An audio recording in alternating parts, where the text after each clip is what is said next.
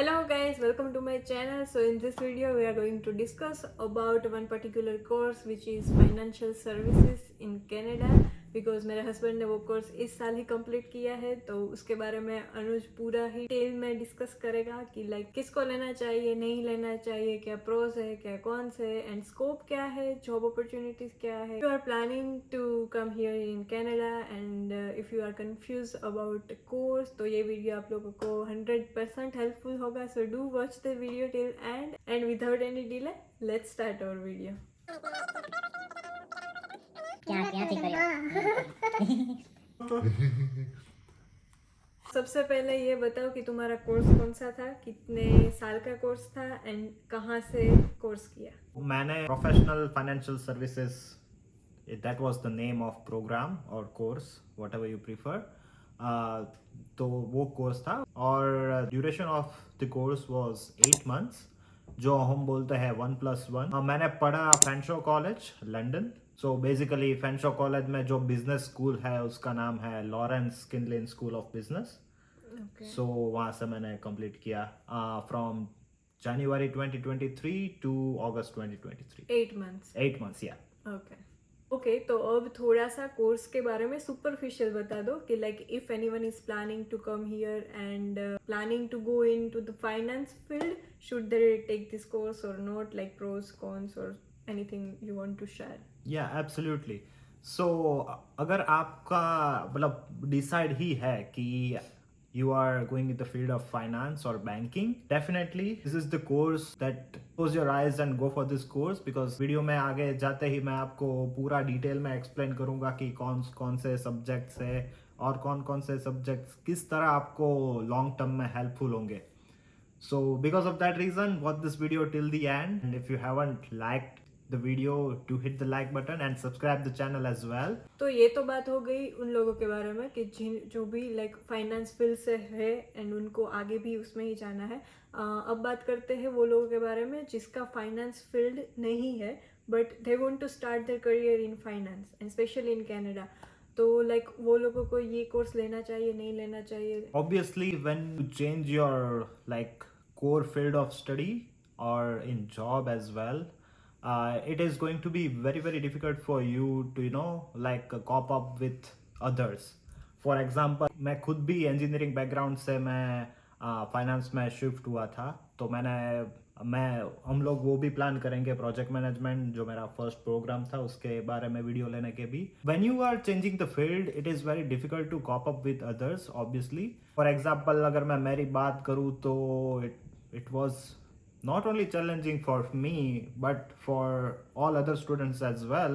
So difficult जरूर रहेगा but it is worth studying this program for sure. Okay तो ये बात हो गई फील्ड के बारे में. अब हम बात करते हैं कोर्स के बारे में. तो like while studying this course तो एग्जाम के अलावा कौन कौन सी चीजें आती है इस कोर्स में? लाइक असाइनमेंट्स ले लो, प्रेजेंटेशन ले लो एंड लाइक अगर हम बात करें डिफिकल्टी लेवल एंड अगर हम बात करें डिफिकल्टी लेवल की तो उसमें कौन कौन सी चीजें तुमने पढ़ाई की? सो कोर्स की जो ड्यूरेशन है वो 8 months की है और 8 months में आपको पढ़ना है 12 सब्जेक्ट्स.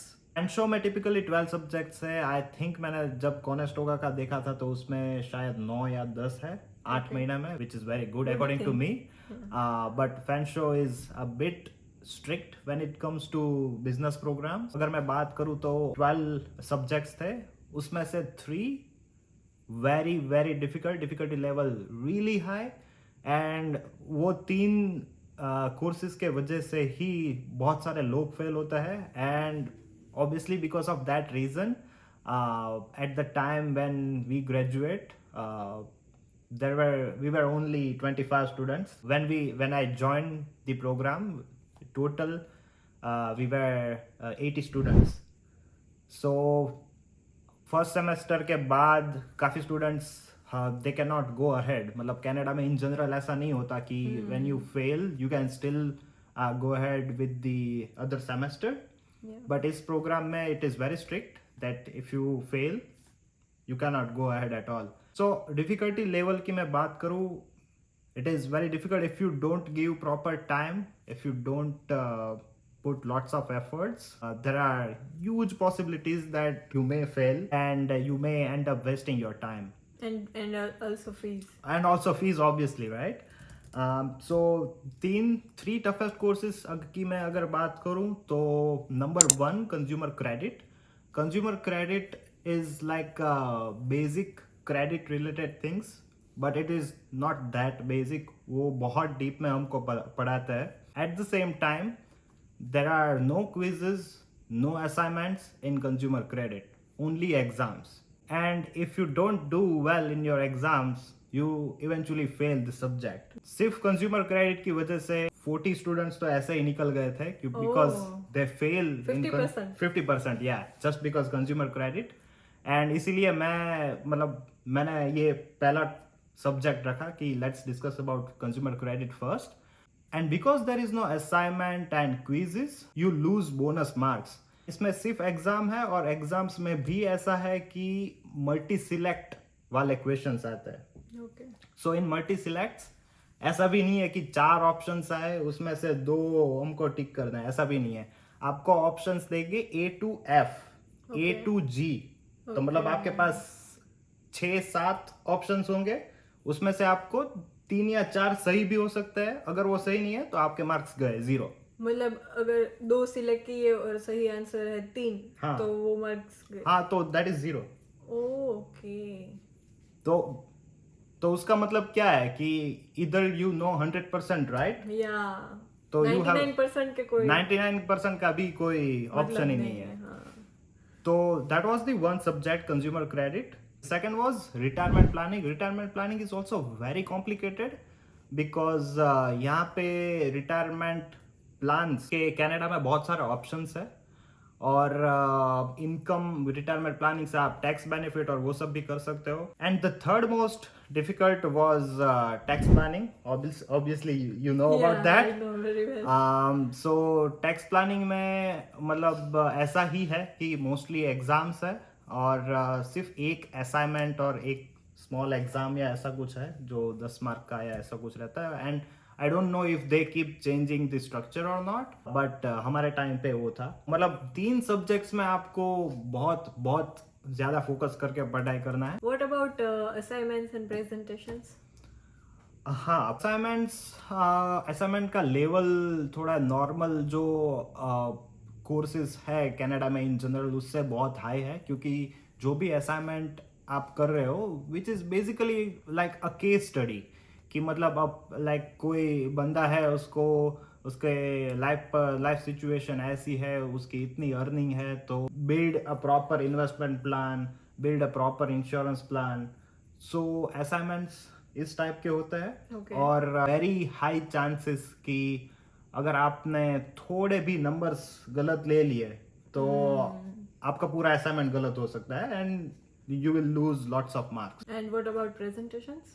Yes, yeah, presentation का सीन मतलब don't remember correctly, but insurance में presentation था जो हमको केस स्टडी के बेस पर हमको प्रोफेसर के सामने या क्लास के सामने पूरा डिस्क्राइब करना था as insurance adviser, not as a student. There was one subject which is extremely beneficial in your job in your field when you start working as a financial advisor, or like when you go in field like as a customer service or whatever you work in the bank basically, which was like strategic client engagement. So उसमें आपको एकदम detail में सिखाता है कि how do you communicate with clients and how do you prepare financial document, how do you prepare financial presentation जो client को समझ में आ सके इजीली. मतलब it shouldn't be like an Excel sheet और something like that. It has to be very clear so that client who has no idea about finance can easily understand. Because of that reason, I guess this program was for me extremely beneficial, and that's why it was like one of the toughest course and one of the most rewarding as well. Yeah, absolutely. ये course खत्म करने के बाद कोई proper like certification चाहिए job लगने के लिए, या फिर आप जैसे ये कोर्स ख़त्म करते हैं उसके बाद you can apply for job, और like is it compulsory to get any certifications? हाँ, मतलब अगर कनाडा में इन जनरल ऐसा है कि मतलब अगर आपको बेसिक एंट्री लेवल की कोई जॉब चाहिए then you don't need to have certification, but if you want to go like a little bit higher level, Field which is not like basically field job and it is not an entry level, तो आपको उसके लिए you must have a certification just to qualify for that job. ऐसा भी नहीं है कि मतलब अगर आपके पास सर्टिफिकेशन नहीं है and you have studied that thing, they would give you a priority. No, it's not like that. आपके पास सर्टिफिकेट होना चाहिए. फॉर एग्जाम्पल मुझे जाना था investment side. I went through investment funds in Canada, IFC, and like either or you can do Canadian securities as well. Okay.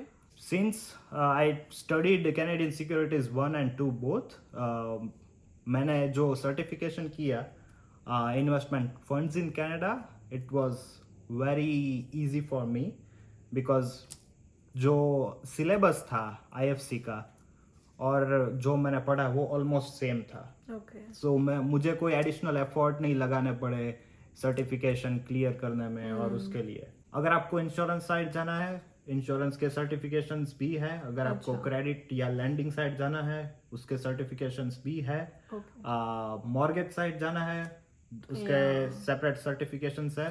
तो आपको basic पहले तो फंडामेंटल्स ये प्रोग्राम से क्लियर हो जाएंगे.